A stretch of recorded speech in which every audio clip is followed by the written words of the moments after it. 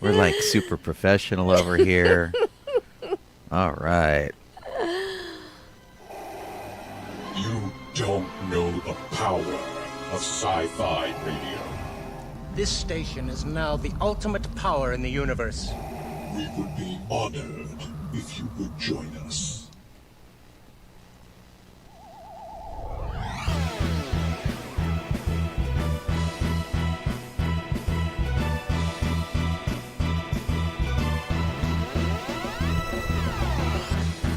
All right. It's another Thursday night. And we're here with Docking Bay 94. I am Sean Obi-Shawn Crosby. I'm Colleen Kaylee Crosby. And you might be listening to us on sci-fi.radio. You might be watching us on Facebook or YouTube or Twitch. All of those things are great. And we are always grateful for people jumping in. Sam Neville's here. We got the frequent Falcon Flyer checking in. Let me see. Jeff's really quiet tonight for some reason. So I'm going to juggle with his things and see what's going on. Yeah, I don't know why either. I have your volume like way pegged up, which is nuts, and the gain is up and all of that kind of stuff. Do we have video today or no? We do. Yeah, we have video. I've been waiting for Jeff's video to come in. It does. Because Jeff hasn't activated his video. Yeah. It's... There you go. It will. And I'm trying to... I don't know why it's showing the both of us. There we go. Ha ha. Got it. Ah, technology. It's the best. Yay. Right.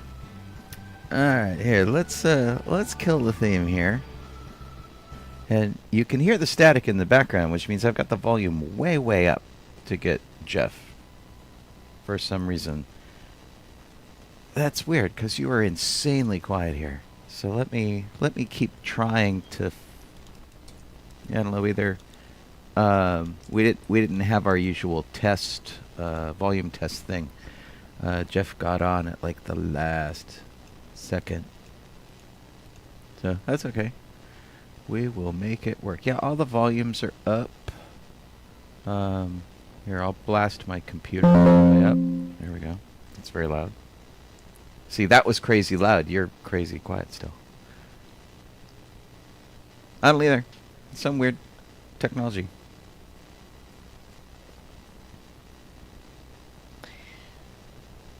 Hey, so we've got... I don't know if you guys said this because I wasn't paying attention while you were fixing things. I was looking at something else. But hey to frequent Falcon Flyer and Boba-Kit over on Twitch. And I heard the saying hi to Sam, but also Alan and Lori, just in case we missed those. Great. Well, Jeff has a very technical looking video going on there.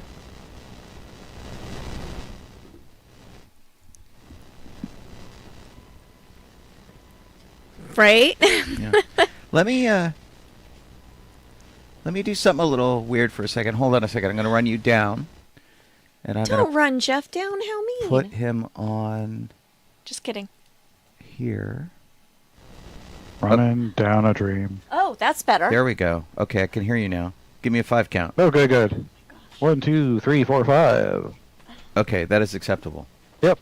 Hey, Don. I see Don's on here now. Yay. Yay, Don. All right. Now we got you. Good. All right. And Kelly too. It was And- Zoom. Zoom was being weird. Hey, Kelly and And I'm gonna. Galdino Sanchez is here. Yes. There you go. Yes. Hey, Galdino. Woohoo. All right. Okay. Awesome. How's everybody's week been? It's been 2 weeks for me. Good point. You know.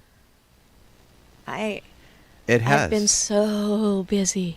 I'm so tired. Colleen is working overtime at her job. For I sure. worked 2 weekends in a row.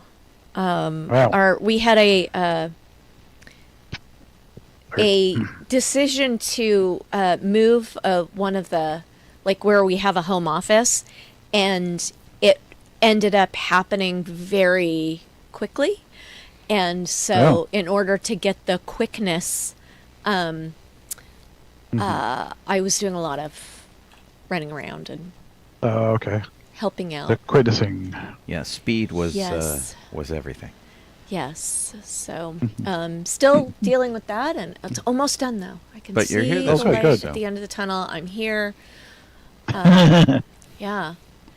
So, but what I missed telling you guys about last week was that I went to an art reception. We have a friend, Danny, who likes to take photos, and she went to Collage, which is an entertainment space. It's like a small place where you can go to hear music or see It's a performance art space. performance art space. There you go. So That's it's correct. got 49 seats in it. We've done old time radio shows. Yeah, in there. we did. We did old time radio, and so there was a thing called World Music Day, where all over the world, ever since like 1987 or something, everywhere, starting in France, does this focus on music. And so the performance space Collage, which is in San Pedro, had musicians for all of World Music Day. And Danny was there, and she said, "Hey, is it okay if I take pictures?" And she took like, I don't know, 4,000 or 40,000 or something like that. There was a 4 Well, involved. they're all digital, so you just Yeah, but that's a lot Yeah. of taking pictures. And so she sorted through all of those and printed out her favorite ones. And some of them were just outstanding. There was one with an older man who was playing the harmonica that is just a really good photo. So I went to the opening of that, and it was fun. excellent. Yeah. Sweet. And And you went dancing yesterday? No. Well, yeah, wait. yesterday. On Dawn's recommendation, I checked the Firefly The Big Damn Cookbook out of the library. Here it is here. And it's really fun. It's written from the point of view of the characters. Each of them contribute a couple of recipes, and everything seems well written. Gotcha. And like you would be able to follow the recipes pretty easily. I'm probably not going to buy this one myself because I have other favorite cookbook authors and not a lot of cookbook space. But Dawn has made some recipes out of here that just sound fantastic. And I'll probably go through and read it again because it's a really quick read. I'll probably go through and read it one more time before I turn it back in and maybe decide to make something. Not sure. Okay. Yeah. Well, you know. And then Sean and I was trying to decide whether to go to their Costumers Guild West was having a pirate picnic on board a sailing ship. And it sounded like so much fun. It was also down in San Pedro, so I would have been 2 weekends in a row in San Pedro. But Sean and I are on the board of directors for a group called Skiffy, which runs some of the local conventions in Los Angeles and Orange County. And I decided that I should probably honor my commitment to do that. So we were going to go to the meeting in person, and we realized just at the last minute that we had a miscommunication and that Dawn was going to show up at our house right as we were leaving for the meeting. So we decided to stay home and do the meeting via Zoom. Yeah. So, which was actually, it worked out pretty Gotcha. great. It worked out really well. The reason that we are in this club and we're on this board of directors is because the World Science Fiction Convention is coming to Anaheim next year, and we're helping with that. So it's a pretty reasonable convention. They can have between 6,000 to 10,000 people, depending. The Los Angeles conventions have always been particularly large because I think people use this as a good vacation destination. The way people from here went to Scotland to do it in Scotland, to make that a vacation destination. So yeah, so it's always a pretty big deal. Colleen and I have volunteered for various departments over at least 2 Worldcons, and it's been fun. So now we get to help with this one. I say get to, but it's going to be a lot of work. And but Colleen and I have a weird hang-up, which is if we don't have a job at a convention, we're lost. We do not know what to do at the convention. We're like, very shiftless. And so, we'll do costume repair, or we'll be on panels, or I DJ dances, or do whatever. If we don't do that, we're kind of like, why am I here? Yeah. And it's not that we don't like the people or like sci-fi and whatever. It just gets pretty funny. So now we have a job. Okay. Yep. Too many jobs, kind of. Lady A and Talon Thorne are here, so just saying hi to them. Oh, Excellent. right. So anyway, while we were And anyone doing else. the board meeting on Saturday, Dawn came over and was pulling a couple of parts out of the Studebaker for the Muppet Project, because the guys have determined that the one that Dawn has is better. And I'm not involved in that project, so you guys should talk about it. Dawn has the 1951 Studebaker, which is a lot closer to what they used in the Muppet movie.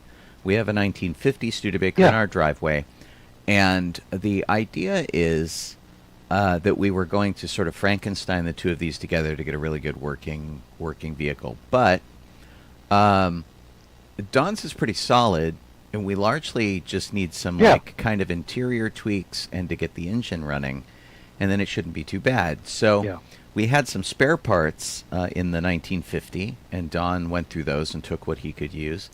And there are some other parts we could swap across, but I think we're going to fix the ones we have.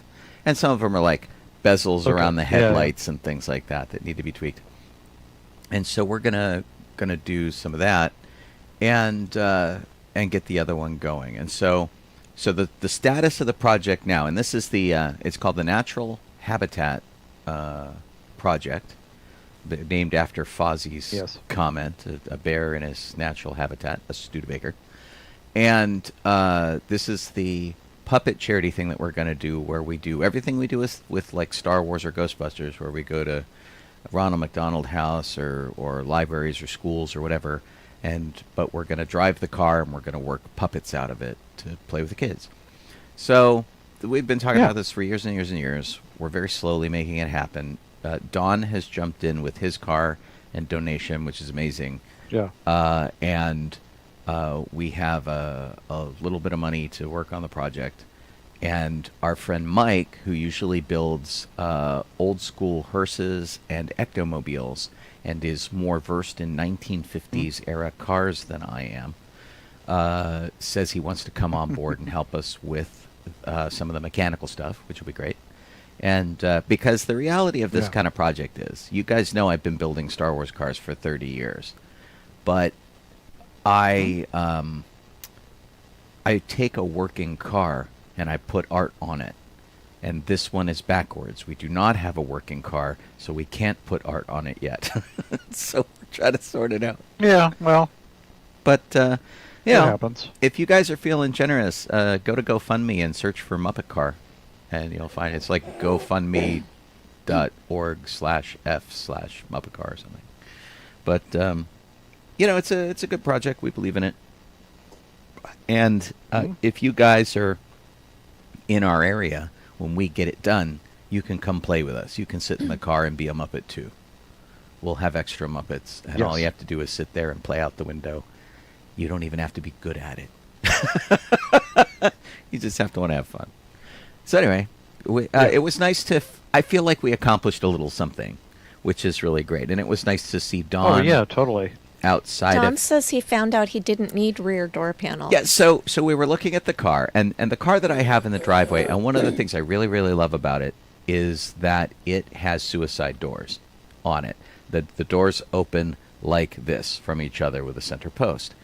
And one of the things Don was doing was trying to get some of the trim pieces off the back doors.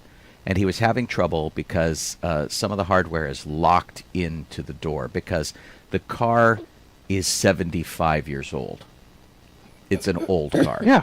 And so he's trying to get it off, and I'm looking at it, and I'm trying to help him. And then it just sort of occurs to me that Don's car does not have back doors. It has a back seat, but it doesn't have back doors. Yeah. So he doesn't need the trim pieces on the doors. We spent a whole bunch of time trying to make that happen. I'm like, we don't even need these. They're not going to fit on the car. So that was kind of funny. Exactly. I thought. But it was nice to do a little something where we felt like we accomplished something. And so we need to get Mike and Dawn and Jeff and I all in the same place to evaluate the car and see what our next steps are. Yeah. I think we're going to have maybe an actual mechanic take a stab at the engine to get it running, and see what we need to do from there. So progress would be nice. I was really hoping to have it going in time for the Hollywood Christmas Parade, which is always Thanksgiving weekend, and there's no way that we'll do that this year. Possible. Not even the car would have to be running, and it doesn't have to have the rainbow paint job. But I don't know that we're going to get that to happen. So yeah, next year. Yeah. But yeah, very grateful to Dawn. Thanks, for Liz. coming over. Liz. What Liz do? Liz just subscribed to us. Oh, thanks, Liz. Oh my gosh. Yeah. Yay. I mean, I haven't looked at the engine or anything. I mean, I've only seen photos, so I don't know. I'll take a stab at trying to get it to run before we take it off to mechanic. I think a few things I can. Well, I haven't seen that engine yet either because it's at Don's house and it's a bit of a trek. Yeah. So what we really have to do is put something on the calendar that says we are meeting on this day. And Mike is a professional mechanic. He may be all that we need. So. Yeah, this is true. So we'll have to see. Because I have tinkered with cars, I'm not a professional mechanic. Yeah. Yeah, exactly. Just saying. No, I've worked on like cars many times with like my brothers and stuff. My brother is a mechanic. Yeah. And such, so pulled out replaced transmissions and all the fun stuff. And it's a big pain in the butt, but you know what else you gotta do? What you gotta do? We restored a 1955 Packard Clipper. Absolutely beautiful car. And then nobody got to drive it. It sat on the side of the house for years and years and years. I couldn't get a license to drive it. My stepdad, who restored it, didn't drive it. And in fact, I will show you exactly what this car was that we restored because I have a picture of one that's exactly like it. Just beautiful. It's like a chubby Christine. You remember the movie Christine? It was this beautiful, beautiful car. The joke from my stepdad, and it was his car, was that the Packard was the finest motor car made in America. And it was really run down when we got it. We got it all restored, all painted. The interior was beautiful, red and white leather. Just absolutely gorgeous, gorgeous car. And I think they ended up selling it to some guy after it had faded on the side of the house, who was going to turn it into a greased lightning car from Greece. And it is not the right car for that. He's going to chop the top off and do a bunch of stuff, and it was just a bummer. So that's my whole experience doing car restoration, is pretty much that whole car. Yeah. I have zero experience or Sweet. interest Yeah. in restoring cars. I think- You have tried to put out engine fires. I'm pretty though. sure. Oh yeah, I have successfully. I'm pretty sure that at least between like me, Don, Mike, and Sean, I think we can get the damn thing running. I don't think I have. we need to take it anywhere else. So I have no doubt, but yeah. But let's all meet on it. Maybe in the next couple weeks, we'll see how it goes. Yeah. Should be fun. Yeah. Alrighty, let's see. So on Sunday, I went to a dance class. I've got a dance class every week this month because I have my regular dance class that I go to, which is every other week, or it's twice a month. And then there is a ball that I'm going to at the beginning of October called Playford to the Present, which means that you can wear costumes from Regency all the way up to modern. And I think I'm going to go modern because I have a modern dress that I never get to wear anywhere because I don't go fancy places modern. So I think I'm going to do that. But this particular dance, they aren't as complete with their calling during the dance. You just have to know the dances. So if I don't get to these dance classes, I don't get to dance the dances that are happening during the ball. I went to the first one of these dance classes, and I was like, one of the dances was so hard that I thought, well, clearly I'm going to have to sit this one out. And then this last Sunday, I went to one, and we did that one again, and it was so easy. It was delightfully easy. So I can apparently be taught. That's pretty awesome. But I also have to make cookies for that event. And then Sean and I went to a travel agent. Yeah, so we may have mentioned that we're taking what I'm classifying as a bereavement trip, where we're taking Colleen's dad to the Philippines, where he wants to be buried. And we've been agonizing over this forever. And Colleen, to her crazy credit, got on the computer and tried to plot out all of our flights. It was insane.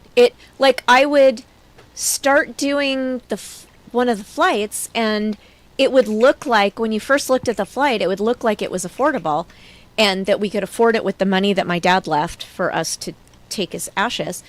And then you put it all together and it would be like 7 or 8 times the price. It was so insane. We could get an individual flight from here to Manila for like $350, right? Per person, which is not bad, right? And then you get a round trip, and it's like, maybe $700, $800 per person, not bad. When you string them all, our whole travel plans together, it came out to like $12,000 and $15,000, which was really nuts. And the complicating factor was, we decided that since we were kind of going on this very serious trip at the beginning, on the way back, we should do something fun. So we're going to kind of like fly past China. Let's go to Shanghai and Hong Kong and see the 2 Disney parks we haven't seen. Which, seems pretty good, right? It just it's a long flight. It's like 14 and a half hours from Manila to the United States, to Los Angeles. And stopping in the middle, is not a bad thing. But for whatever reason, we couldn't make the math work. And so I was thinking maybe we just need to throw ourselves on the mercy of a travel agent. Yeah, so we looked online for one that specializes in Disney. And sure, they specialize in Disney, but apparently they don't help you with the airfare. And the airfare was what was killing us. Right. It was so hard to figure out the airfare. And so we ended up, Sean said, hey, let's go to AAA. They have travel agents there. And so we did, and April helped us and was fantastic. And the stress is gone from planning that. We have our airfares. We have hotels, but we may want to change them because I'm looking around and seeing other things. So we'll have to let's see if that's an option that we want to do. Yeah. We opted not to stay on Disney property because on average, like in Shanghai, if you stay at a Disney property, it's about $300 a night. If you stay off the Disney property at a nearby hotel, like a Marriott Courtyard or something, it's less than $100 a night, which is kind of crazy because we're still trying to do this kind of on a budget. We are by no means rich at all, and you know we're trying to keep costs down as much as possible. So yeah, it's really kind of a fascinating experiment. For a while, we thought we weren't going to be able to stop in China at all. Yeah. We were like, oh, this is going to be too expensive. Yeah. We forgot to say hello to Kelly. I thought we said hello to Kelly. I thought I did. Well, someone said we didn't say hello to Kelly, so. I could have sworn. But, well, we're going to see Kelly on Saturday. So. Yes, she says to hang on to the Firefly book until she gets here, so she wants to take a look at it. Also, Galdino wants to know when Worldcon is, and the answer is August 27th to 31st, 2026, and it's taking place in Anaheim, California. Right. You can go to lacon.org, which I've posted in one side of the... I'll put it in everything. Okay. So, excuse me. If you are familiar with the Anaheim Convention Center that butts up against Disneyland there in Anaheim, there's what they call the arena or the dome or the turtle, depending on who you talk to. It's the big domed arena. And there's a new facility that they put in what used to be a parking lot. And they built a new building, and the convention's going to be all in that new building. If you went to Star Wars Celebration, the last one in Anaheim, this was where they held the gigantic Mandalorian costume and prop exhibit. So it's going to be in that building, which is pretty cool. Okay. And then Sean talked a little bit about this in his advertisement of our show. I guess that he does his post on Facebook that says, come and listen to the show. After we went to the travel agent, we were sort of like, stress. And it's release. And we need to kind of sit and be cool somewhere. Also because it's been ridiculously humid in the area that we live, at least, for the past, week and a half, 2 weeks. And so it's just like kind of yucky all the time. The weather is just blah.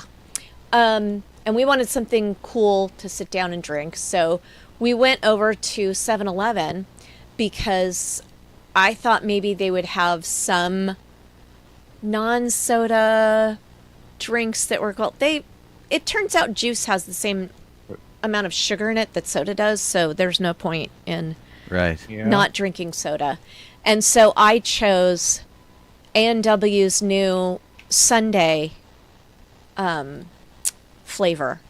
And I was really hoping for float flavor, because I just thought it would have been nice if it tasted like a Reaper float, but instead it tasted like foot. Not feet. It tasted like foot, which is... It smelled like foot. Right. It tasted like foot. It was super gross. This is a picture of the bottle, and it's pretty innocuous looking. I mean, it just looks like any kind of cream soda. But you opened the bottle, and it smelled like chocolate, which I could smell. And it tasted like chocolate, so almost like a Yoo-hoo kind of a thing. It didn't taste like either. It didn't taste like chocolate. It didn't smell like chocolate to me. It just smelled really gross. But to Colleen, it didn't do any of these things. Yeah. So consider that a warning, because you, like what worked for me didn't work for her. So it might not work for you, or it will work for you. Yeah. Weird. I don't know. I mean, did you share the drink or something? Yeah. Well, she bought it for her. Tasted something about the same bottle. I bought a blackberry Dr. Pepper, which I'm drinking right now, and I already know I like it. It smells like berries. It's very tasty. Colleen got this other one, and I ended up drinking hers. Well, when we pulled out of the 7-Eleven, and I was like, we need some park to sit in. And there is a park directly across the street from the 7-Eleven. So after we pulled out of the 7-Eleven, we just pulled over and parked, and then walked across the street. and sat in the park that's between LAX and In-N-Out and watched the airplanes land while we enjoyed / didn't enjoy. And it's the our name of beverage. the park. It's like the airport viewing park, Right. which is there, and it's pretty cool because like the planes fly right over your head, Yeah. and some of them are really little, like this one, and then some of them are like considerably larger, and you can get as close to or as far away from them as you want, and they're very noisy.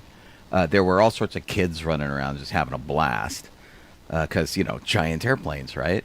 Yeah. You can see Oh, the main airport, right? This is directly across from where we were sitting, which is the tower and the theme building, all the terminals. And to the left is the old tower that's there. And this is just like right across the road. And, you get to watch the airport do its thing. And I don't know. I thought it was super fun. I love going there, and I don't think Colleen and I have ever been there just to watch planes. No, we haven't. If we've lived in this house for almost 25 years, we lived south of here for 10 years in El Segundo, and we never really did it, which was really funny. Yeah. Hey to Chris and Pat, who have both joined us, and Lori, if we didn't say hey before. She's still up. Giant planes. Yeah, it was really fun and a nice quick break. I mean, we were only there for like 15 minutes, 20 minutes tops. Yeah, the planes come through every couple of minutes. And so, Yeah. like, you can catch, like, there. We probably got about 10 planes Yeah. while we were sitting there. And it was nice. It was nice to watch other people, do stuff. It was grassy. Yeah, they always say you should go out and touch grass because you spend too much time around technology. It was nice. Yeah. We didn't get bit by anything in the grass. That was nice. All told, it was a nice thing. And one of the things that really made me laugh too was that there was the In-N-Out at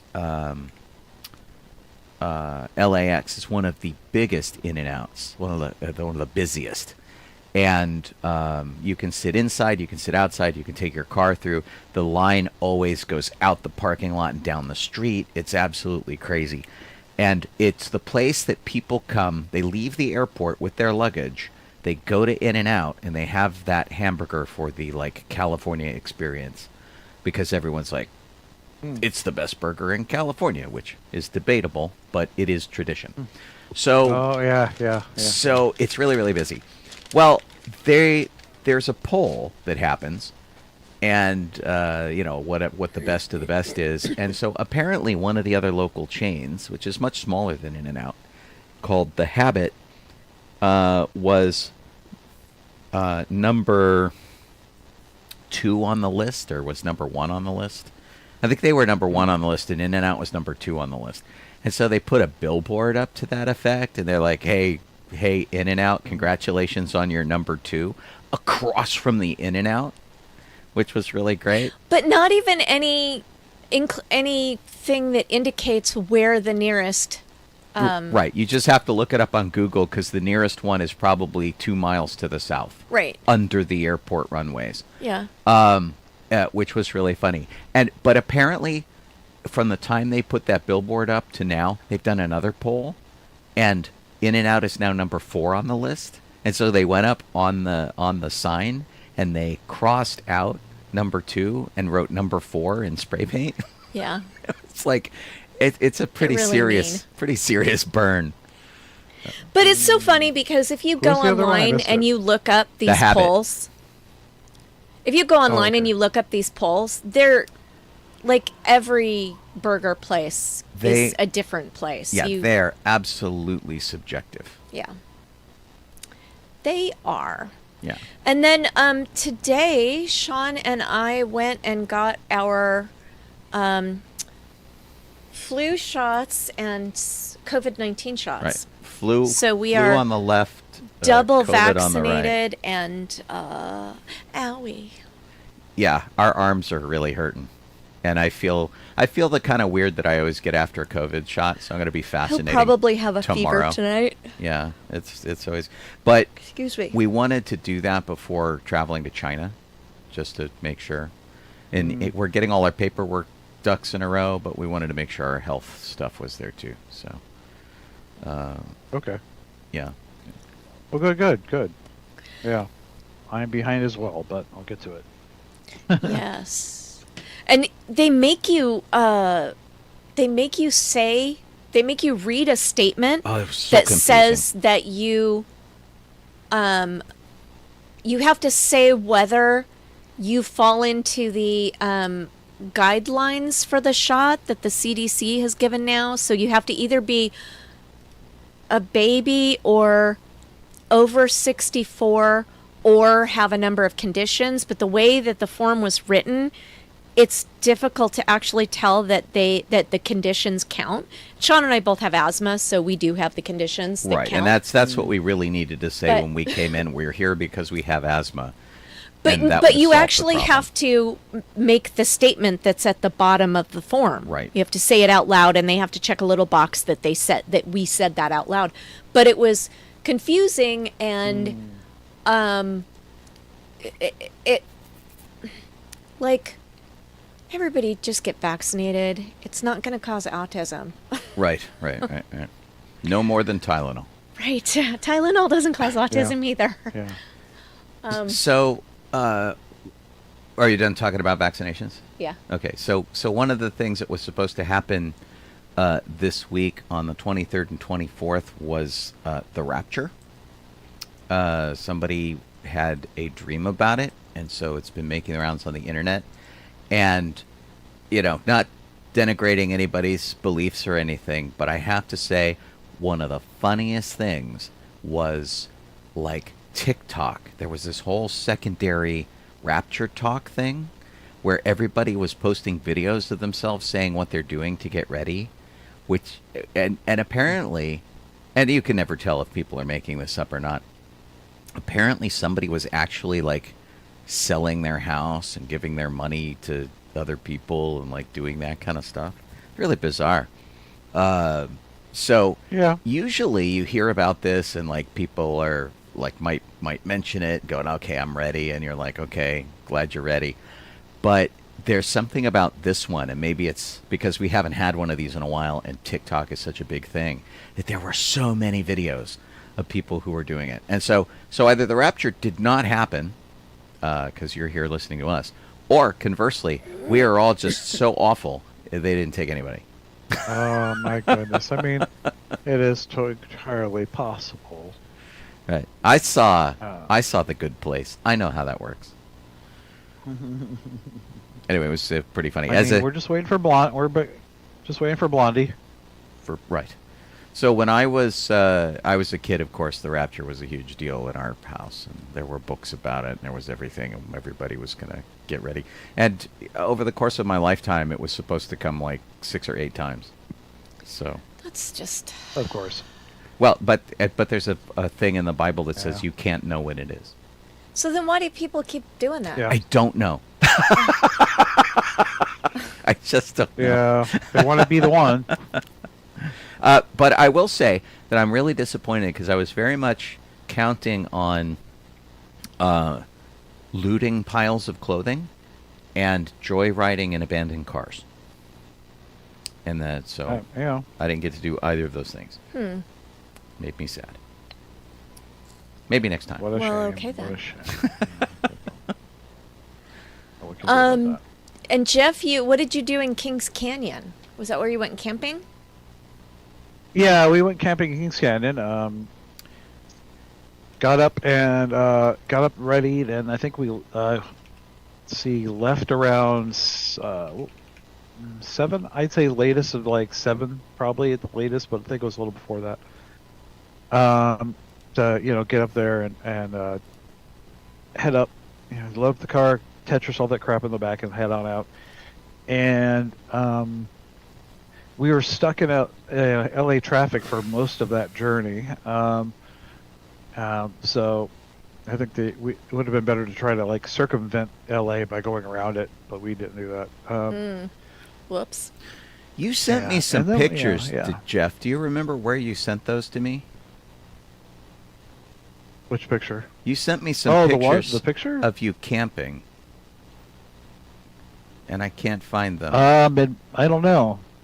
They might be in the one I sent to both of you. Oh, okay. Because The chat that has 3 of us. Yeah, I was going to show some of these. So I can also, I can throw them into the DB94 one if you want. Might be easier. Let's see.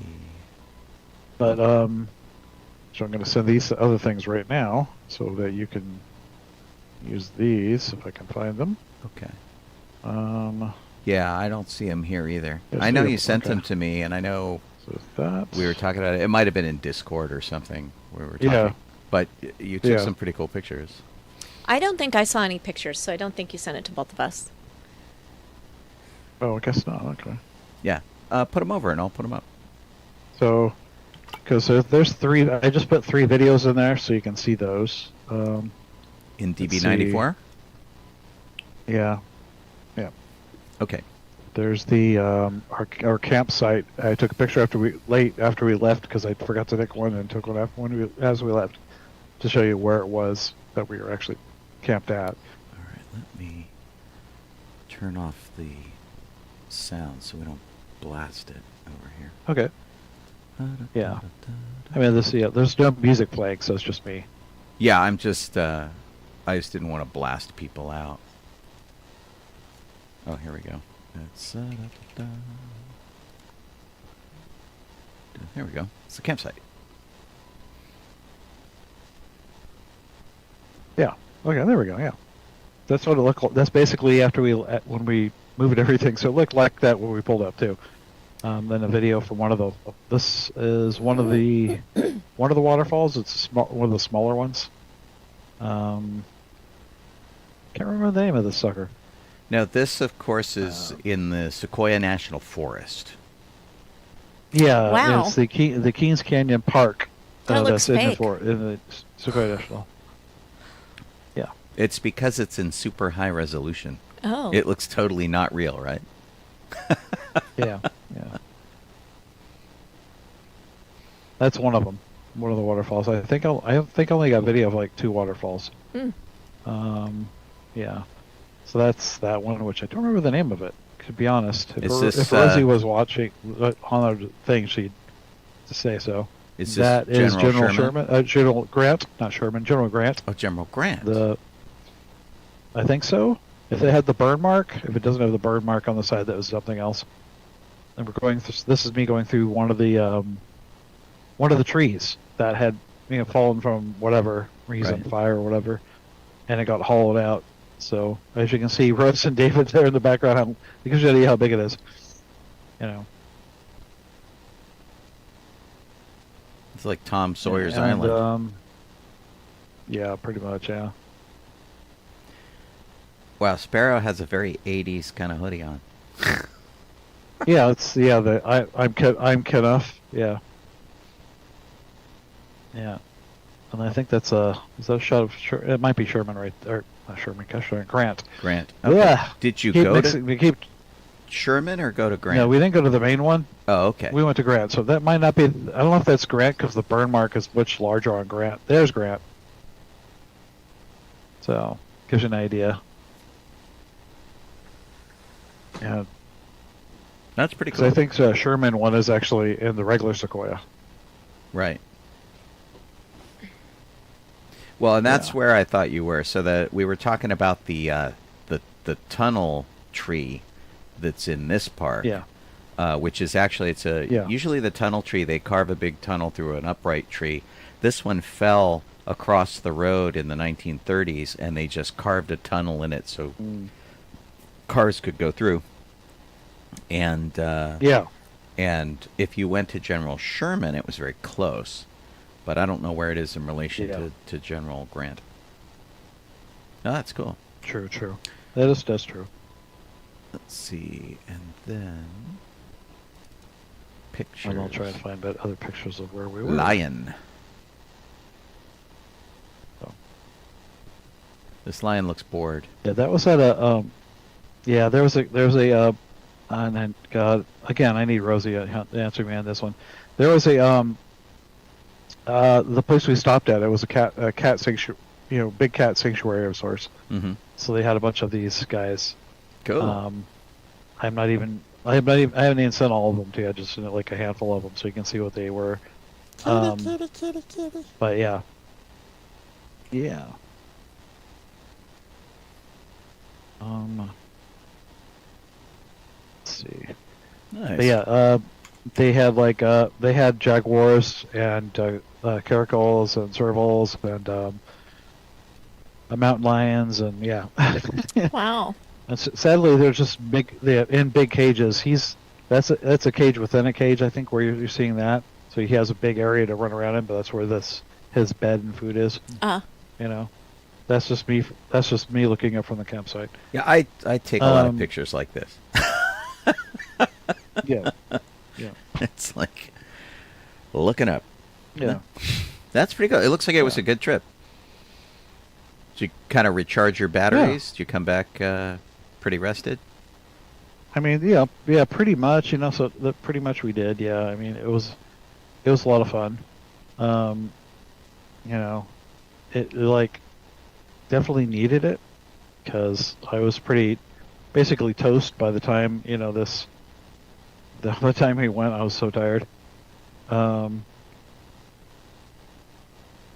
So it helped a lot. It really did. Yeah, Colleen needs a break too. We sit in the car very frequently and go, where can we go in a day?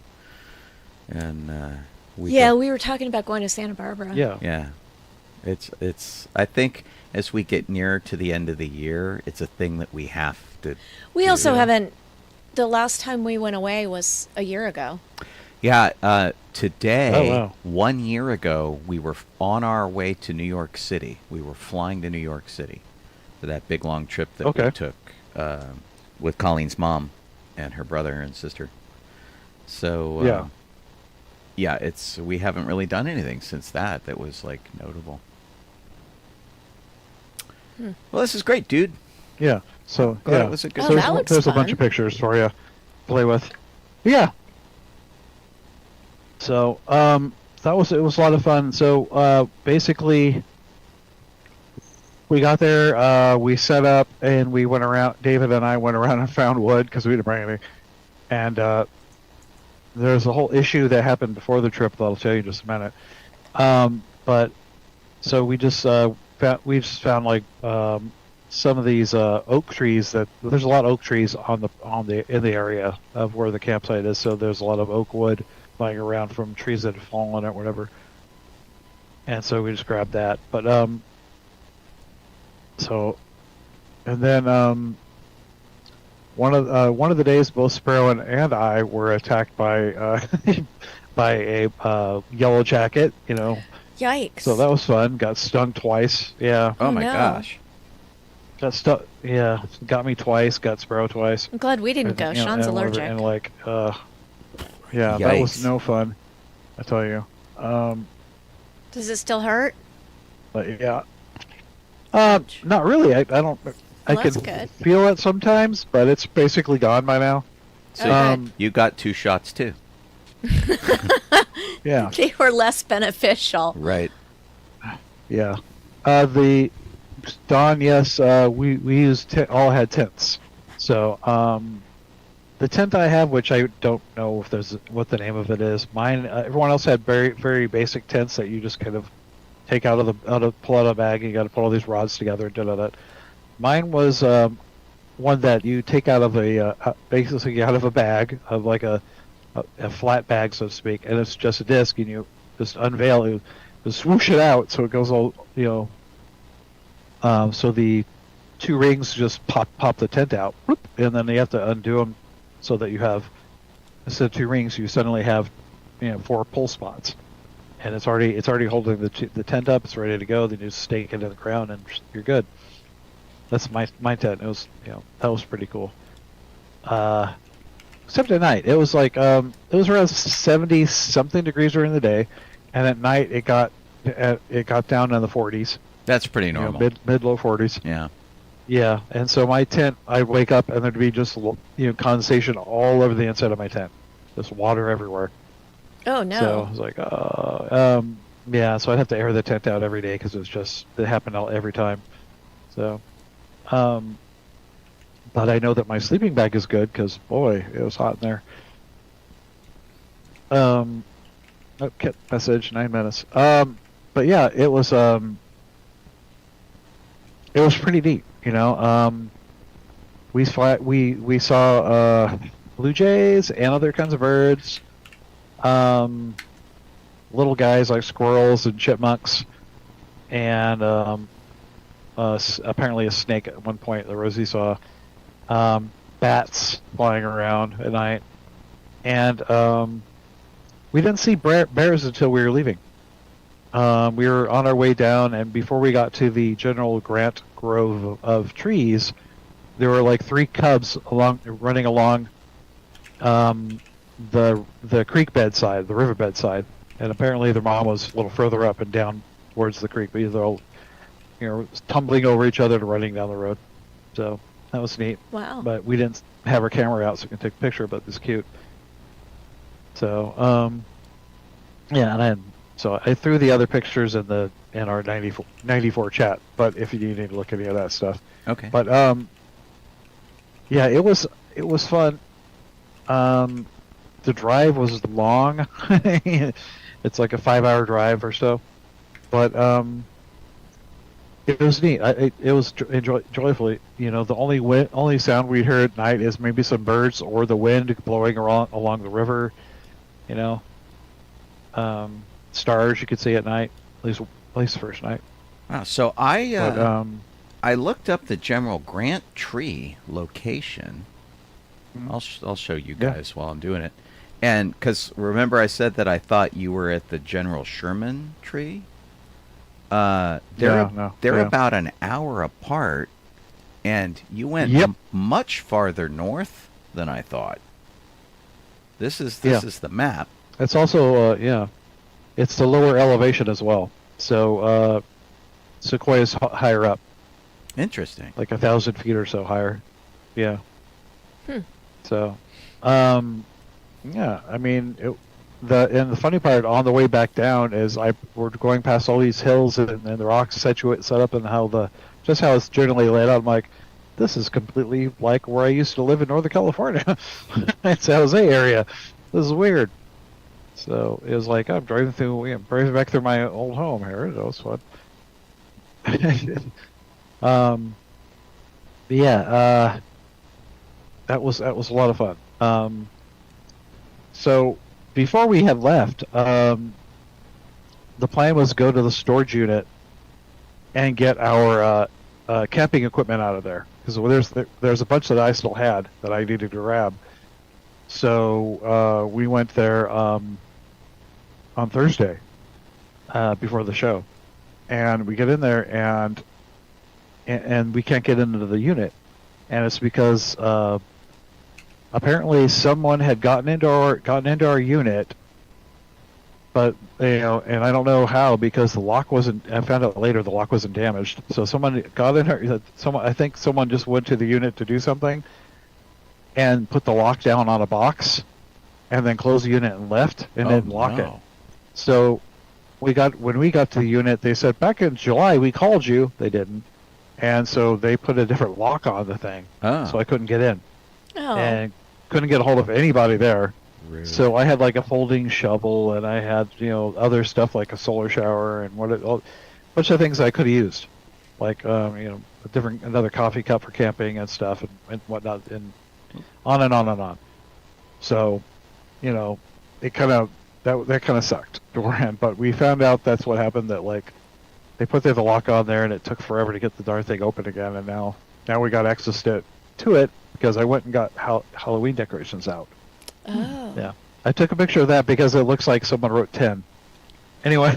It does. It's just how the rock, it's a tiny little pebble. See if I can zoom in. It won't let me zoom in. But it does. It looks like it says 10 on it. Yeah. That's really funny. Yes. Well, it's the only reason I'm like, what? And all that sand comes out of the mold.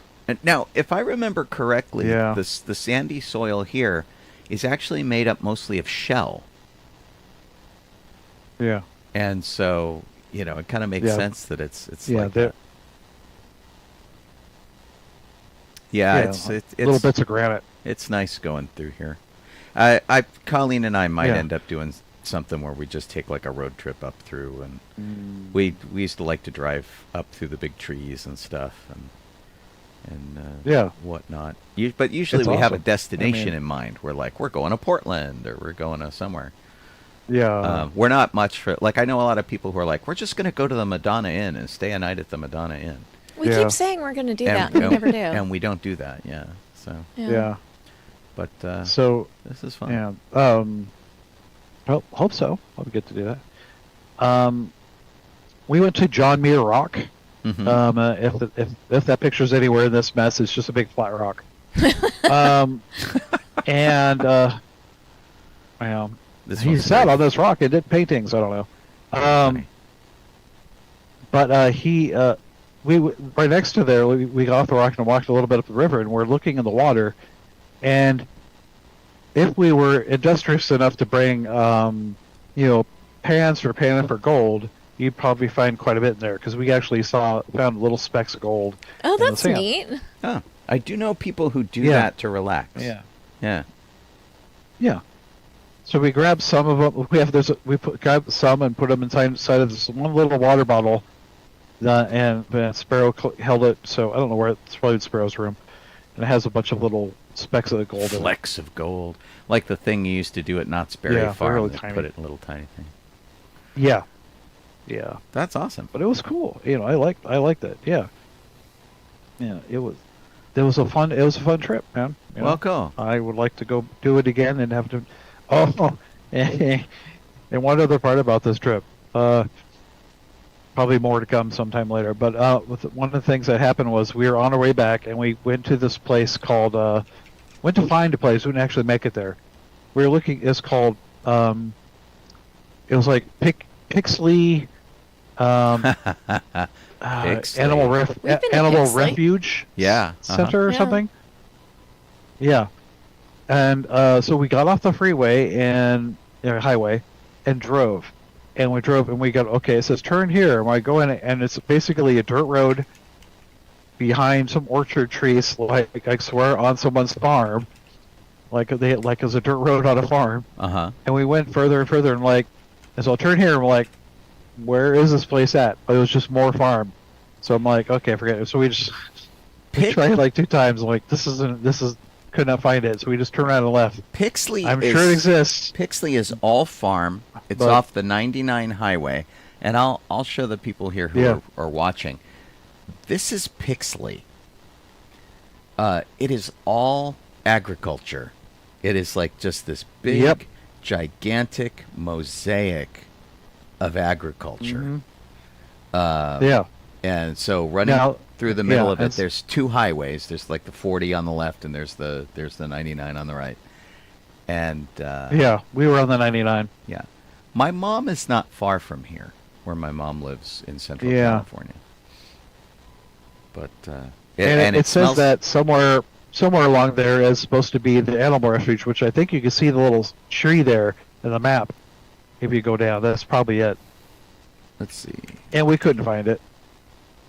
See if you look on your screen, it looks like a little tree down there. Yeah. I see L and refuge. That's probably it. And I was like, where is this place? We could not find it for the life of us. And it wasn't actually in Pixley, but it says Pixley. They had a sign on the freeway, really old sign that looks like it's been there from since the 30s or something. Yeah, here it is. It's the National Wildlife Yeah. Refuge. Yeah, could not find it. Wow. And they said, "Oh, it's in this." And you go there, and it should be there. It's not there. Right. It really looks funny. like it should be there, but it doesn't look like there's a farm there. But it's all farm. It's all orchards stuff. Like, where is this at? So sometime later, maybe I'll have the more patience to search longer and try and find it. But boy, Pixley is is near Lemoore Limor. and See? Hanford and Yeah. yeah. So just up from that, you go through Tulare and there's Visalia. That's where my mom's at. So yeah, we've been through Pittsburgh. Yeah. Yeah. That's pretty fun. Neato. Hey, we're at the top of the hour. So allow me to jump in and remind you guys, you are listening to sci-fi.radio, sci-fi for your Wi-Fi. You can listen to shows 24/7 here on the radio station. You can go to sci-fi.radio and look up the schedule where you'll see my show from 9 to 11 every morning, Good Morning Tatooine, which replays at 11 p.m. every evening. And then we've got The Adventures of Superman and The Shadow, a bunch of old-time radio shows and stuff, and a lot of pop culture shows and stuff, too, of which DB94, this show, is one of them. I'm Sean Obi-Shawn Crosby. This is just old Donoho. I'm Colleen Kaylee Crosby. And you might be watching us on Facebook or on YouTube or on Twitch if you are seeing our happy, smiling faces. And we appreciate that, too. Thanks for hanging out with us on your Thursday night. Yeah. Cool. So, did you have any more, Jeff? Or are we done with weekends? Or weeks or whatever? I think we're done. I think we're done. Whatever. Right. If something goes back, if something for some reason comes back to me, I'll bring it up later. But I think we're good. Let's go on to Star Wars. Okay. The first thing on Star Wars list, we only have two birthdays. The first one is September 22nd, 1927. And that is when Alf Joint was born. Alf was in I'm not sure if it's showing everything he's done, but he was a character that did. He played a character in Return of the Jedi that didn't end up being in Return of the Jedi. They cut him out. If that makes any sense. Yeah, he played a character named Brooks Carlson, and he's one of the rebels. You know, camp. Whatever they called them, is a Pathfinder or something they called him. Right. Whatever, like that. Yeah. That's just like really funny. You know, Britt Darling. Yeah. I mean, not that he doesn't and have so a Alf Joint. really great schedule or credits list. Yeah. Yeah. I mean, I think it was. Is he the one? It was. Let's see. It was either this fellow or the next person, but it was. I think it's the next person. But yeah, he was mostly doing stunt coordination and everything. Is normally what this guy was doing. Well, He's like a stunt coordinator. Early in his career, he was an actual stunt performer. So what usually happens is somebody works stunts for a long time, they get beat up, and then they become a stunt coordinator. This guy kind of got started in Goldfinger. He did the Genghis Khan movie, which I think was John Wayne. That's Genghis Khan. It was really bizarre. The comedy version of Casino Royale, Dirty Dozen, The Avengers, On Her Majesty's Secret Service, Kelly's Heroes, A Clockwork Orange. Yeah, it's a really long list. Right. Space 1999, the Superman films. He really did a lot as a stunt performer. And then when you hit about 1986 or 7, like the last Superman movie, he's become a stunt coordinator. And he's doing more of that kind of thing to make the stunts happen versus he himself getting beat up so much. Yeah. And so, really, really terrific list of movies that he was involved in. Some dopey ones, too, like Life Force and Outland and a couple things like that. But, you know, for the most part, great career. Yeah, totally. And he was an actor in things too. There's 47 credits over as an actor. Nice. Yeah. So, and much of which is everything that he was a stunt coordinator in. We need another guy. You know, so he'd be in the background doing whatever. Right. see here, we have September 23rd, 1940. That's when Johnny Weissmuller Jr. was born. And here it says he played like hard player number 2 in Ewoks: The Battle for Endor. So he's just a background character in that one. But he'd worked with George before. Yes, he did. He was in THX 1138 as a chrome robot. That's all it says. And American Graffiti also. Yeah. He was one of the toughs in American Graffiti, and then he like kind of a, as you would imagine Johnny Weissmuller Jr. to be, based on his father who played Tarzan. Yeah. He was a pretty big and athletic dude, but he didn't do a lot of acting, which is really funny. No, not really. And he's actually, and this is sort of like the notorious part of his career. He played a character called Shame of the Jungle in this terrible, not safe for children animated thing that was like, it was like George of the Jungle gone very, very wrong. And it's like crazy, it's vulgar, there's nude cartoon characters in it. And for whatever reason, just because his dad, I'm sure, was Tarzan back in the day, Johnny Weissmuller Jr. did the Tarzan character in this awful cartoon in which I am in no way suggesting you ever watch. What the heck? But it's this notorious cult, terrible piece of animation. And it's like, among all the good things he did, it's like, really? You did that? Yeah, I know. Like, oh, why? Yeah, super funny. Yeah. But okay. So that's it for the birthdays. The other stuff quicker here. September 24th, 1978 is when Boba Fett made his first appearance at the San Anselmo County Fair Parade. Right. Yeah. That was pretty cool. Yeah. And everybody's like, that's cool. Who's that? Because he marched with Darth Vader. Yeah. On our way back from Matt's wedding in Salem, Oregon, you and I stopped there, and we went down that parade route just to say we did it. We drove down that route, and we went to Inspiration Park, Imagination Park. Where there's a Yoda statue and an Indiana Jones statue. And it was really kind of fun. Yeah. So I think it's me, you, and Sparrow. Yeah, and we did it just to say we'd been down that parade route. Yep.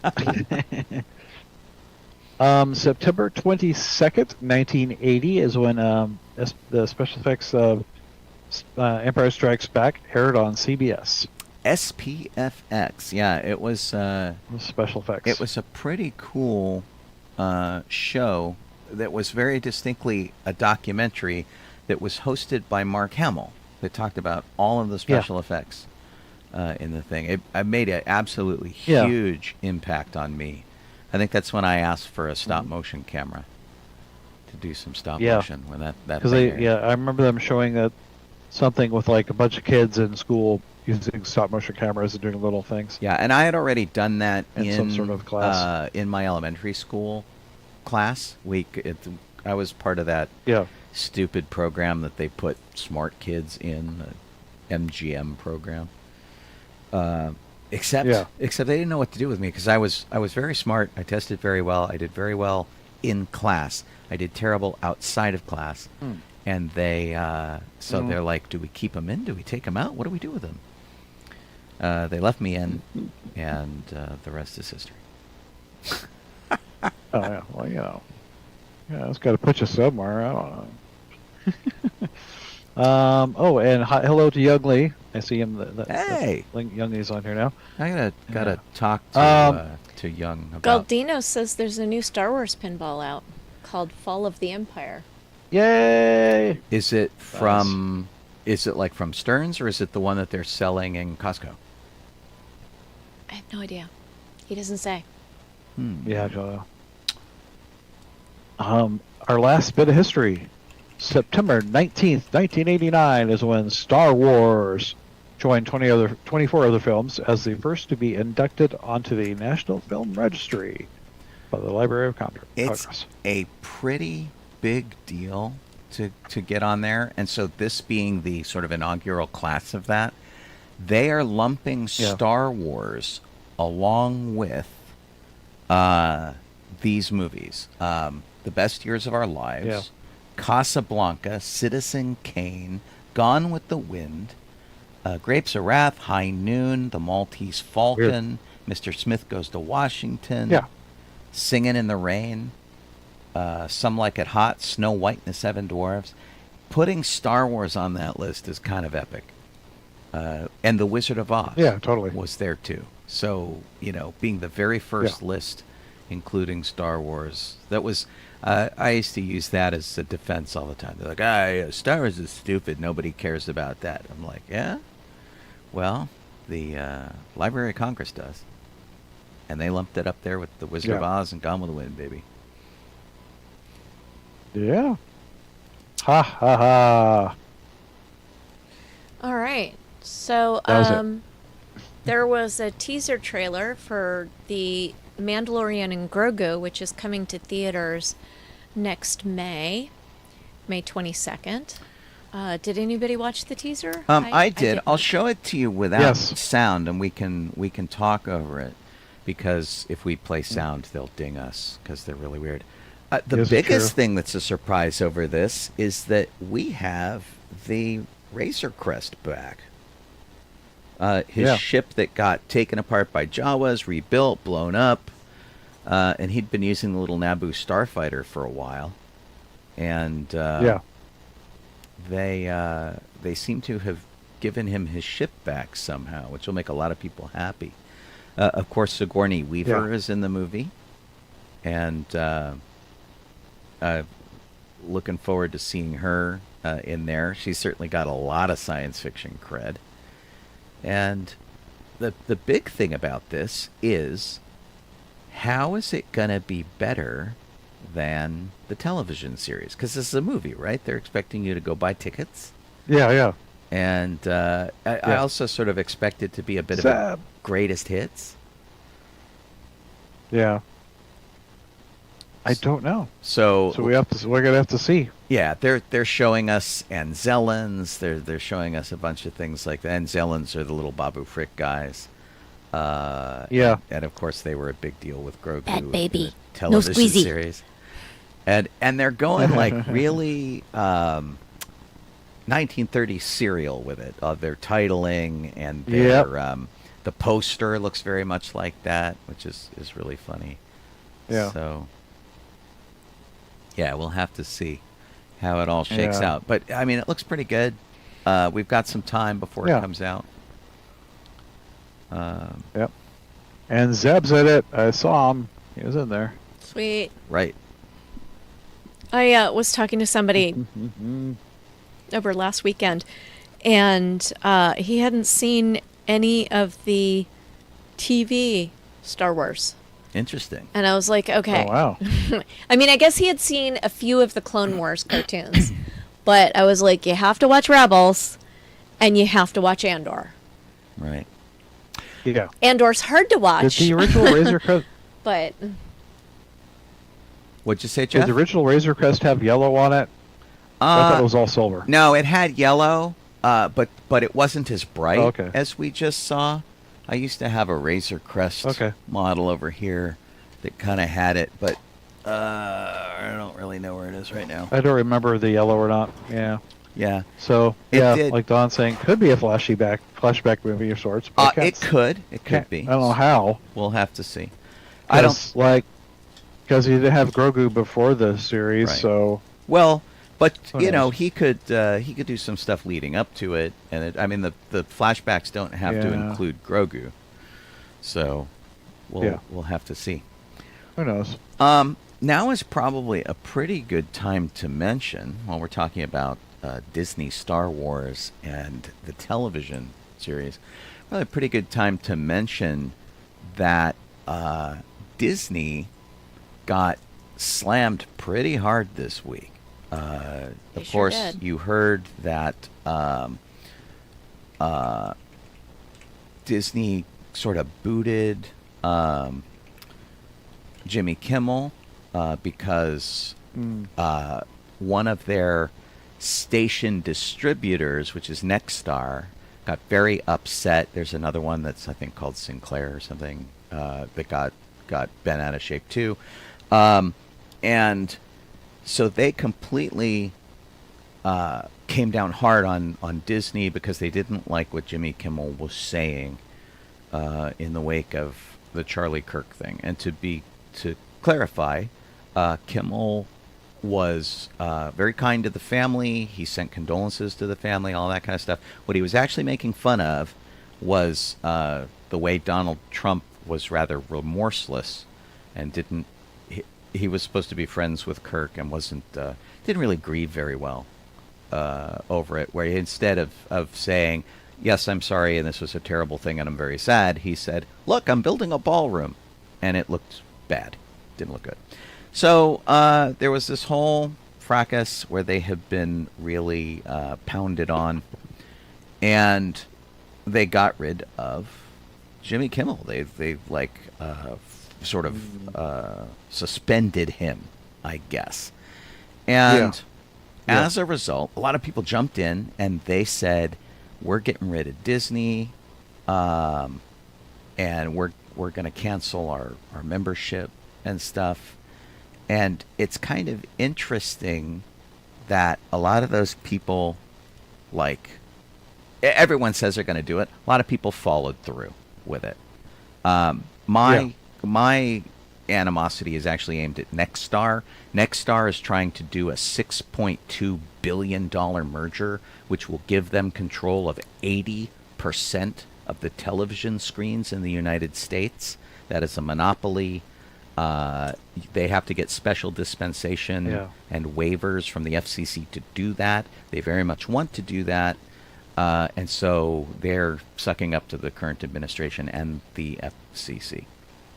So anyway, they were claiming that Kimmel was canceled and that kind of thing, and they were very excited about it. But the people who were upset with Disney, who bent their knee and gave in to that, people jumped in and they got rid of Disney Plus and Hulu and all of that kind of stuff.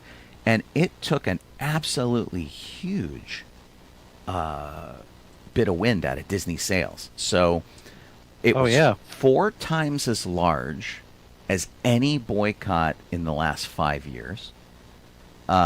Disney's stock dropped 3.5% and continued to go lower till they brought Kimmel back. And that amount of loss in there, just 3.5%, doesn't sound like much. $4 billion in that.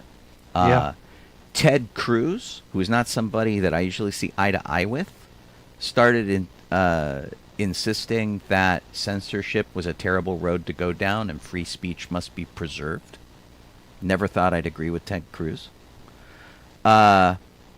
And so Disney put Kimmel back on the air, where he drew the biggest ratings of his late night career, like 6 million people or something like that. It was absolutely nuts. So it's been a weird freaking week for Disney.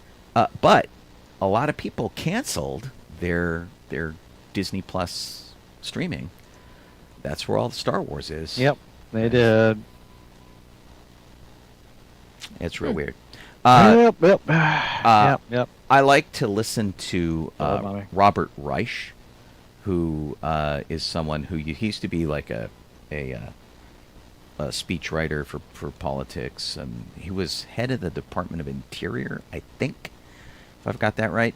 But he was around when Joe McCarthy was, and they had the big communist witch hunt against everybody and the blacklisting and all that kind of thing. And he was drawing similarities between these two, that people are starting to get fed up and they're really starting to fight back. Because to cancel your Disney memberships and things, these are things we like.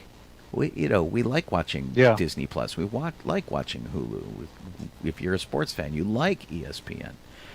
it's basically saying I'm willing to do without these things to make a statement. And that's when you know people are starting to get serious. So it's going to be very interesting to see what happens going forward, and not even addressing this on a political standpoint, just from a business standpoint. Disney's about to raise their prices next month, which is they usually do it in October for whatever reason, and theme park prices are probably going up, and they got hit so hard for their streaming services. Those prices are going up because they lost a lot of people. So it's going to be really interesting, and we'll of course keep you advised as this all shakes out. But if you were part of that, if you were one of those people who canceled the thing, thinking it would make a difference, it did. Disney got smacked down pretty hard. So you did it. In local theme parks, it's local to us here in California, the Walt Disney animatronic malfunctioned at Disneyland. Oh my gosh. It happens all the time. And the problem is that there's no link here. Right. The problem is that I'll look for something. It was bad when it happens. But apparently what happens when and this is like at least the second time I've heard of it happening, is he breaks, there's like a fail safe, and I don't know if it's a human on the side who's watching or something else, but like the lights go down, the curtain closes, they shut the show down really fast. I can't find anything recent. Yeah, he's got the moves, I tell you. Yeah, it was weird. He was like all tilted over to one side, and I can't find one either. But I remember seeing it on my Facebook feed. So just picture Walt Disney doing a hard right at the waist, and that's about what happened. So it was something, and. Yeah, I'm here on Reddit, and they talk about it, but they don't have pictures. So. Yeah. But I don't know. Yeah, it's so new though. The whole Walt Disney thing is so new. It only started on July 17th or July 18th, and so it's only been going a couple of months. And it was weird. Oh, here we go. Kit found the picture. Yay, Kit. Yeah. I mean, so Walt looks like he's doing weird calisthenics, but it happens. I mean, I walk like this when I throw my back out, so why shouldn't Walt? Right? Wow. Colleen's seen me walk around the house in pretty much that exact position. I mean, didn't Michael Jackson do that in a music video once? Yeah, but I think his shoes were bolted to the floor. But then so are Walt's. So there we go. Yeah. Wow. Walter, are you okay? Are you okay, Walter? Sean, you want to take the rest in peace section? I will. Let me get back there. Only 2 folks on here, which is good. Although I thought I saw actress Claudia Cardinale passed away recently. But she's not on my list here. Brett James, the Grammy-winning songwriter, died in a plane crash in North Carolina. He wrote a lot of different songs, most notably Jesus Take the Wheel, which is kind of a awkward song to have penned when you have done a plane crash. He was only 57. He's younger than me, which always weirds me out. And they crashed into a field in Franklin, North Carolina, about 270 miles southeast of Nashville.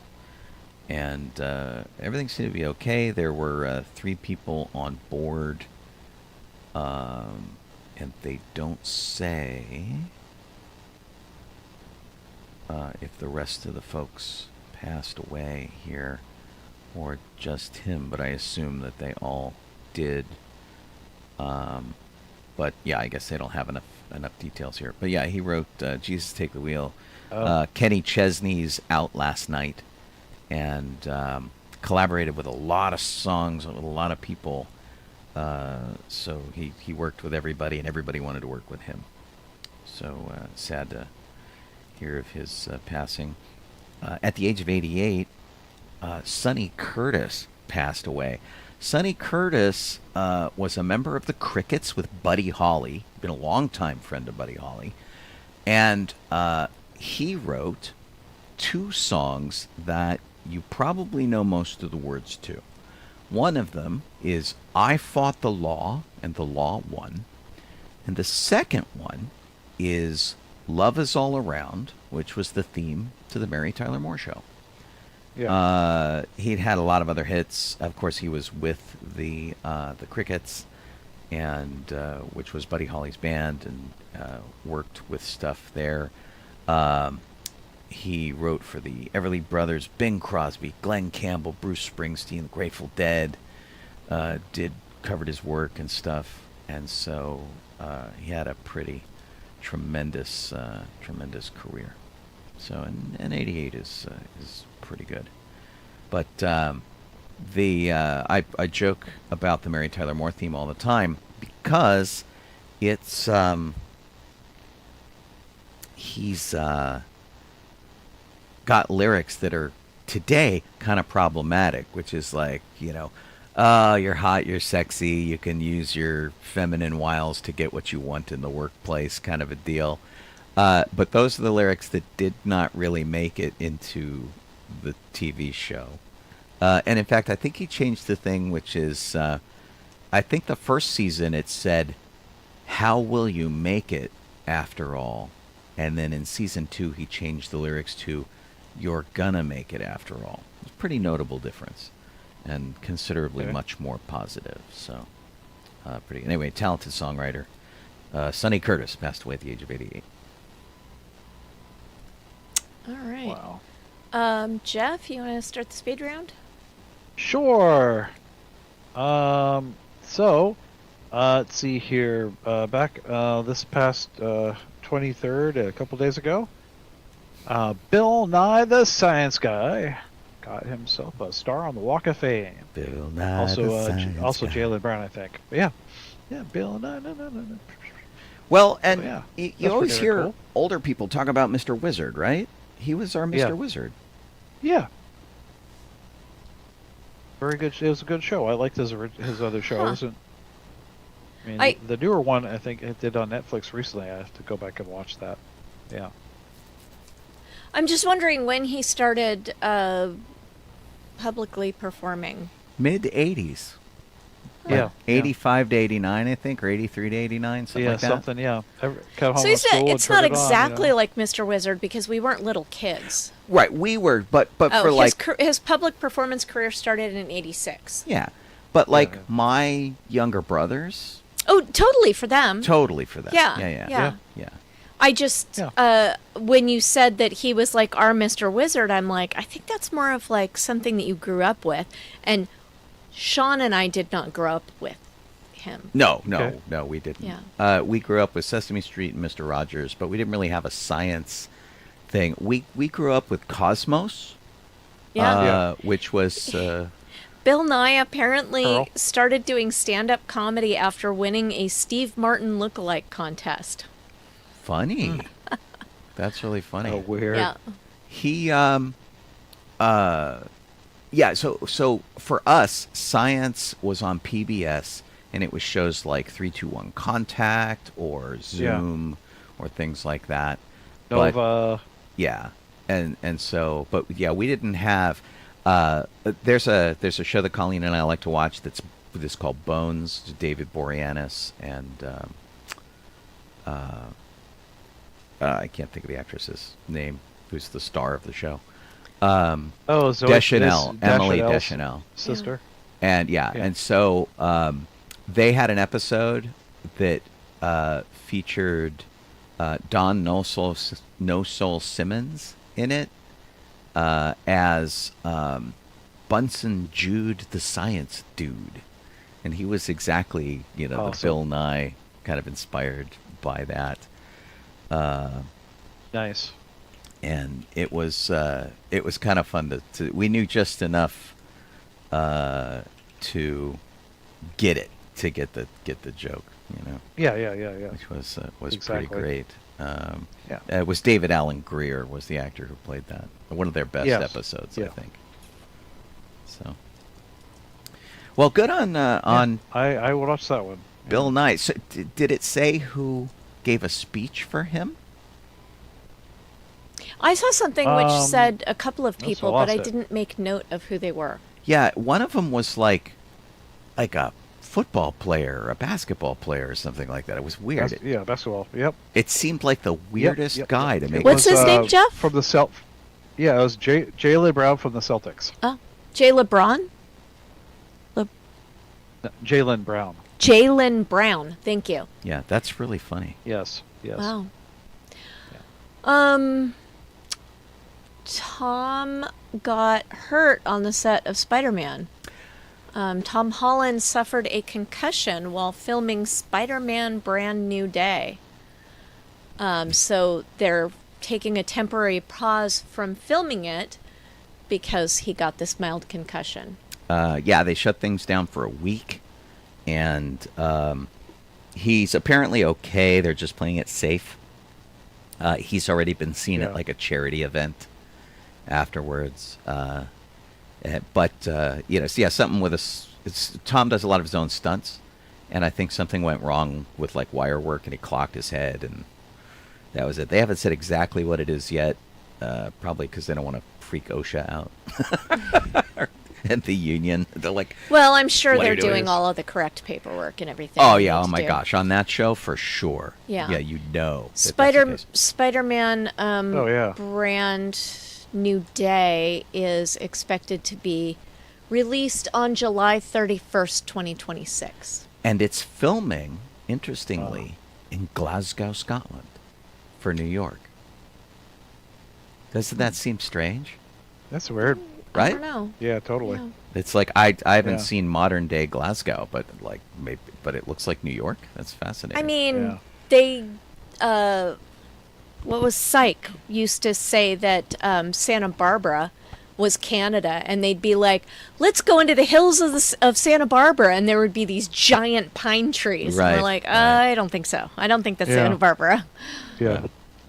yeah. Yeah, for the most of for most of the run of the X-Files, it was all filmed in Canada. Mhm. Yeah, a So- lot of things filmed in Yeah, Canada. Yeah, but it all took place down here, but it was all filmed in Canada. Right, Vancouver. Yeah. It's we always Yeah. laughed at Psych, beyond the actual comedy, when they would go somewhere like, we're going to Union Station, and then like, that's not Union Station. That's not Yeah, what yeah. the train station Exactly. looks like in LA. Yeah. Sean. So, you guys know I'm a giant toy guy. And we have heard No. this story before, and it did not come to pass.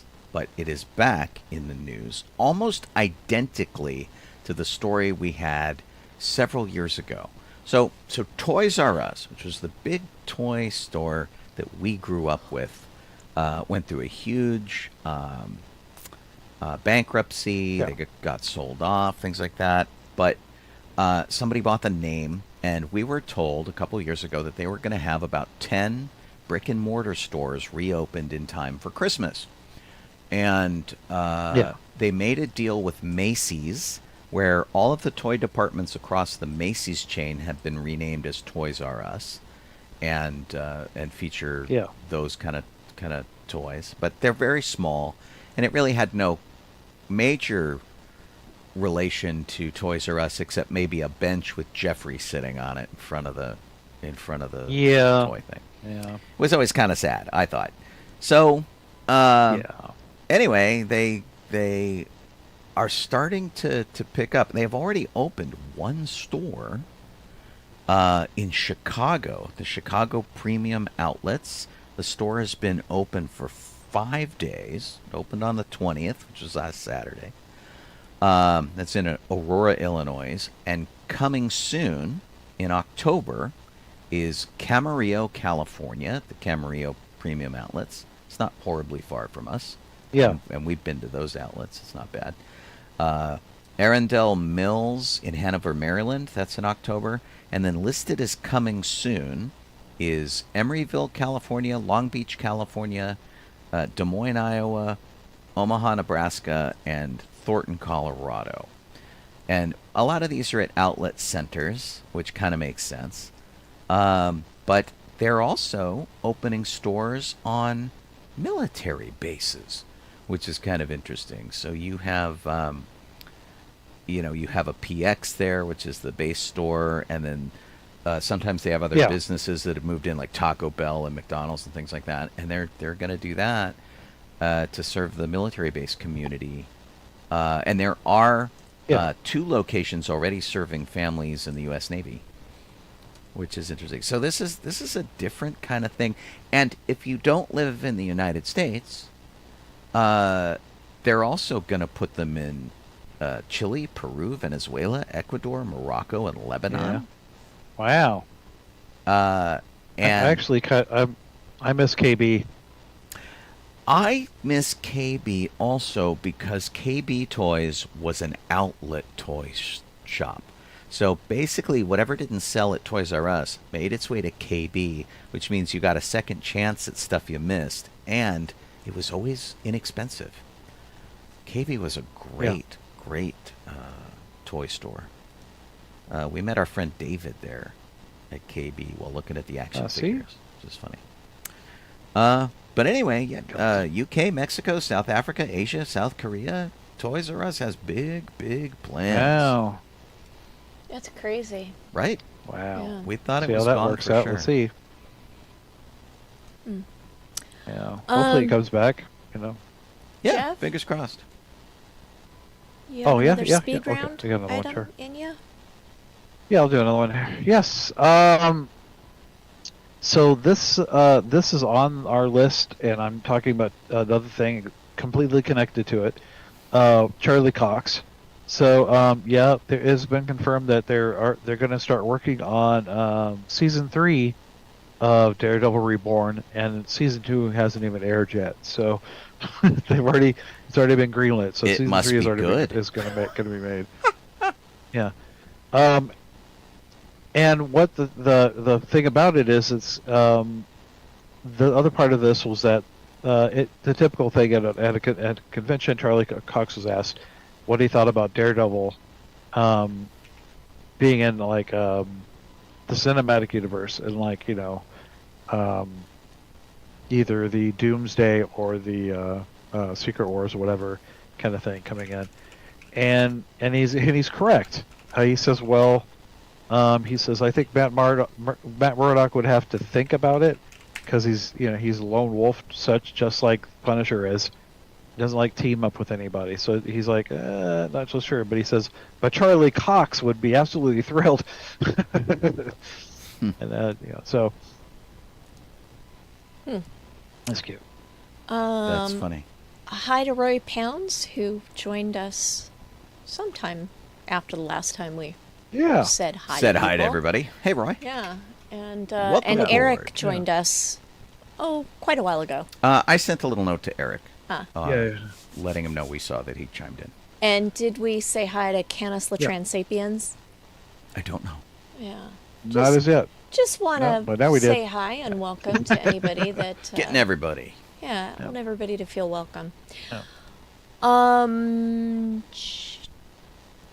Was that Jeff that just... Yes. Jeff just did it, Yep. I want to talk about the Disney price increase for Disney Plus. Okay. I think Sean mentioned it, but specifically, all of their bundles, everything's going up by $2 to $3 a month. a month. Yeah. Yeah, so that's, that's It's 25 to can I quick math? $36 a year. yeah. It's not insignificant. And so if you Yeah. get Disney Plus with ads, it's going from $10 to $12 a month. And premium with no ads is going from $16 to $19 a month.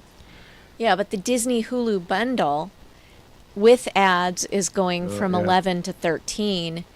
And the premium bundle without ads will remain priced at $20. Which I think is what we have. Which is what we have. Yeah, Yay. so. Score! Yeah. That's The weird. most expensive bundle is Disney Plus, Hulu, and HBO Max without ads, which is going from $30 to $33. All of the price increases go into effect on October 21st. Now, if you go to their site, it does say for a limited time you can sign up for a monthly subscription at a discounted price for the first 12 months. So if you want to do that, you might take advantage of that, like right now. I wonder if, if their drop in stock and everything is going to make that happen more or happen less. Like if they're going to try and win people over, Right. or if they're going to raise it more because they lost money. Well, and one of the things that I don't know, and certainly they have the ability to do this to an extent, is will the people coming back trigger a thing that says, oh, well, you used to belong to us and then you left. So since you had a plan previously, you do not qualify for the these discount plans. Oh, interesting. Because they do that lots of companies do that, where it's like if you are a new subscriber, yes. If you are not a new subscriber, no. Yeah. There's a lot of deals on phone service that I see all the time that we are not eligible for because we have been with the company for like 10 years. Yeah. Which always annoys the crud out of me. Yeah. This is true. Yeah, you don't get rewarded for. I know. There's That's the way loyalty. working works too. I know. Yeah. New people get all the stuff. Mela wanted to say hi as well. Hey, So, Mela! Woohoo! And she has recommendations Yay. for us for our trips. So Well, and looking she forward has to stuff that. we need to see that she worked on Yeah. in China, which Excited is kind of about awesome. that. We did that, I think, when we went to Disneyland, Tokyo, to Tokyo too. We had to go find her stuff, which was Yep. cool. And here at Disneyland, which she did stuff for Disneyland. Sean, what do you want to talk about? That's true, yeah. I want to talk about Spaceballs getting underway, and they're doing it in a pretty amusing way. So when Star Wars Episode 7 was announced, they had a table read. Table read is where all of the actors get together, the director, the producer, other people involved who are doing technical stuff. Everybody gets together, and they listen to the movie be read as a almost like a radio play, where everybody does their part, Okay. whether or not they've even decided on what their character is going to be, but they like jump in and do it. And then usually, like the director or the assistant director, somebody reads the narration, the shot description as a narrator, and then people jump in with their parts. And it's really fun if you've never done one. Okay. There are some really great Simpson table reads on YouTube that you can watch to get an idea for that. But if you've ever heard an old-time radio drama with a narrator, it is exactly that. So Okay. when Episode 7 was coming out for Star Wars, they got everybody together to do this table read. And it was absolutely huge news. And, of course, they took a picture. And you can look here and see Mark Hamill's there. In the lower left corner, the guy with his head to the back of his head to us is Anthony Daniels. And you can make your way around and see Oscar Isaac and, all the other actors who are there. J.J. Abrams is in the director's spot next to Harrison Ford. Carrie Fisher is there. Peter Mayhew is there. Daisy Ridley. All the people who are working on it. And R2's in a crate. It looks like they did this as they were getting ready to set up the set in the studio. So they've got like crates of stuff getting ready to go. And, they gave it a little black and white vibe to make it feel old school. And if you look at the bottom of the picture, even there's a bunch of heads down there. They had an audience of other people just kind of watching. And so it was a pretty cool thing. Not to be outdone, Spaceballs did their thing in the exact same way. They got a big room. They put the chairs around. They've got all the actors in here. They have costumes and props. If you look closely, Mel Brooks is on a Zoom call on the table. There's a Spaceball helmet next to him. His yogurt shoes are at his feet. There's a yogurt costume in the upper left. There is a pizza on the chair to the right, representing Pizza the Hut. I can only imagine. What are those boots about? The ones underneath. The ones just above the pizza. Above the pizza. I don't know whose boots those are. They look like rain boots, actually, which are really funny. So, I don't know. Maybe that's Colonel Sanders. I have no idea. Anyway, there's a whole bunch of people. Bill Pullman is there in the back. The very back row, you can see Josh Gad. To his right is Rick Moranis. And then 2 over is Bill Pullman.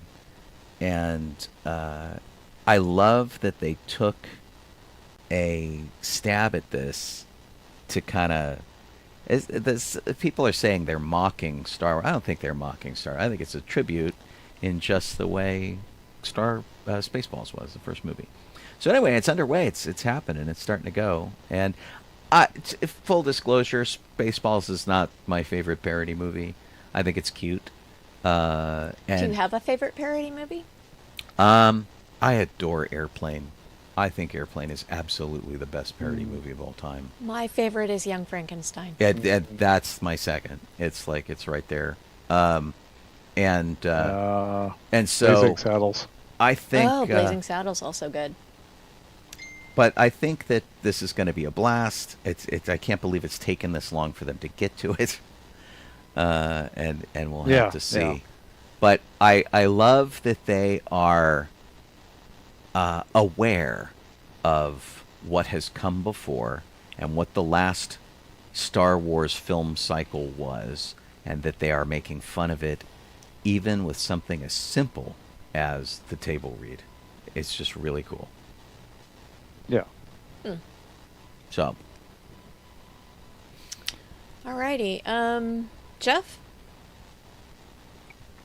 Yeah. So, where'd it go? Here it is. This is kind of odd, but so there's I guess you get a look at what, and that's not really a look at it because it's represented from somebody else, but it's for the Avengers Doomsday. You get to see what Magneto's suit and Beast and other characters are going to look like, but I'm not necessarily sure how close this is to the movie. But it's a bunch of like patches from that have popped up online, and it's like I'm not sure what the patches is to go to, but it's a patch of a bunch of the characters, and you can see what they look like here. Which and it's kind of odd. Where is this picture? I'm trying it's to the load fourth.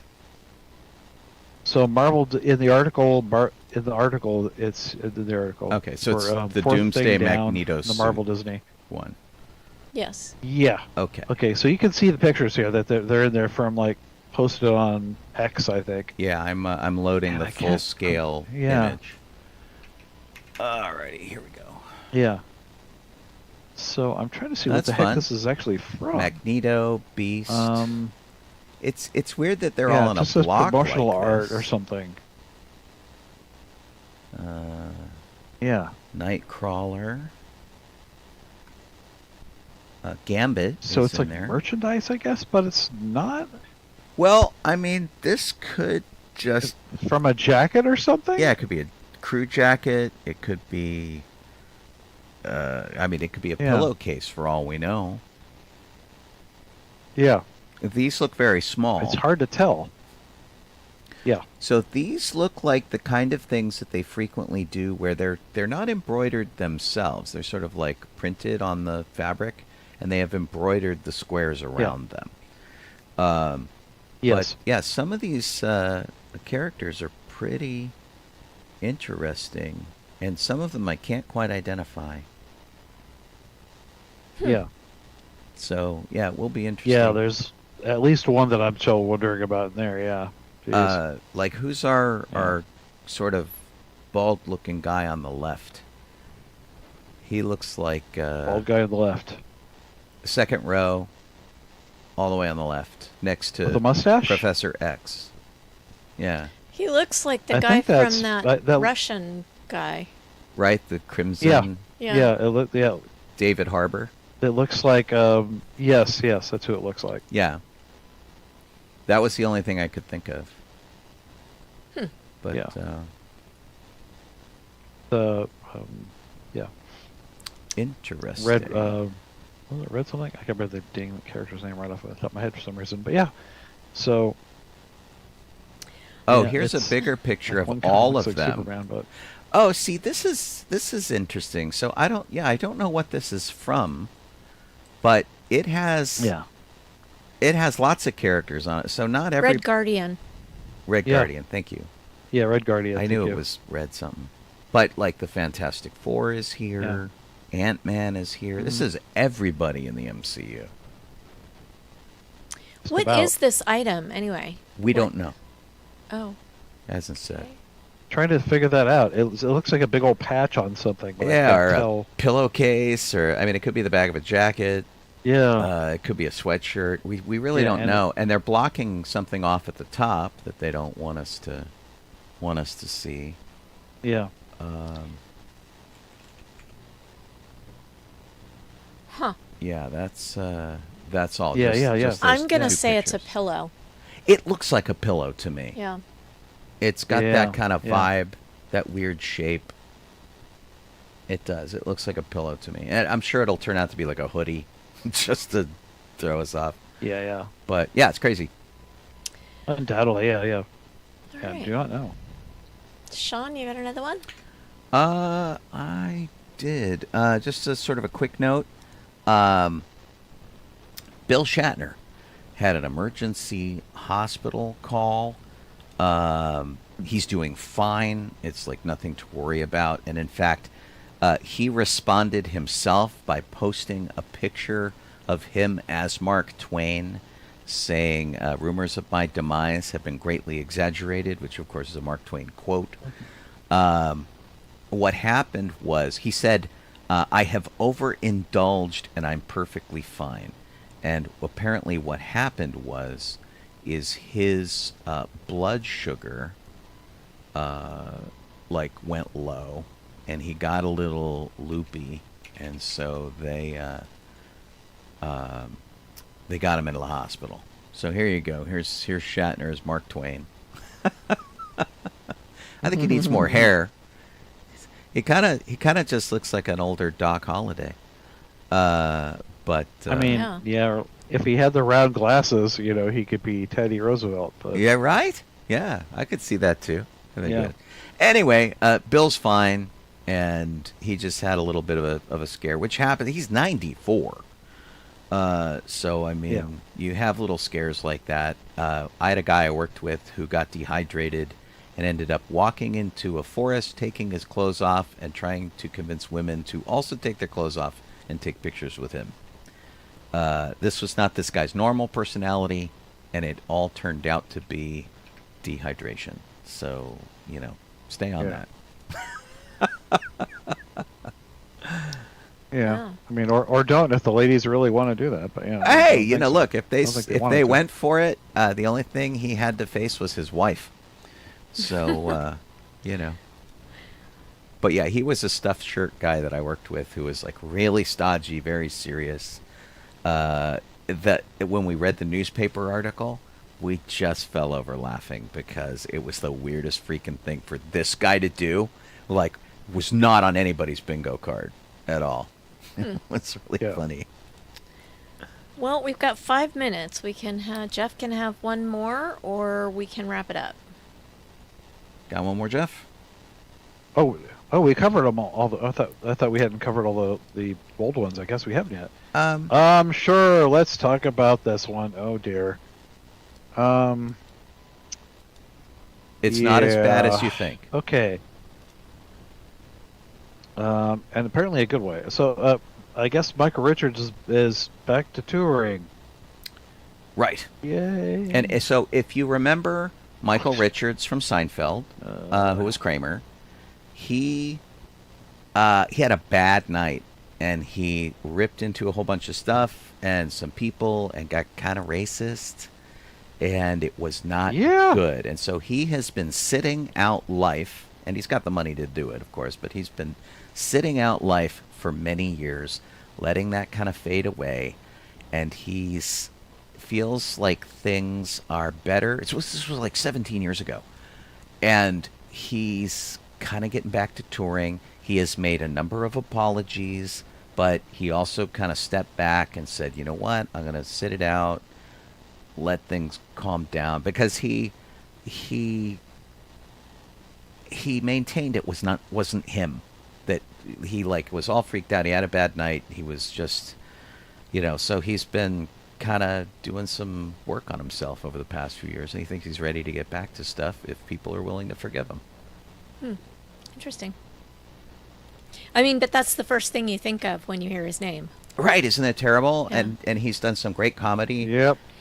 We're all Weird Al fans. I loved him in UHF, which was one of the early things we saw him in.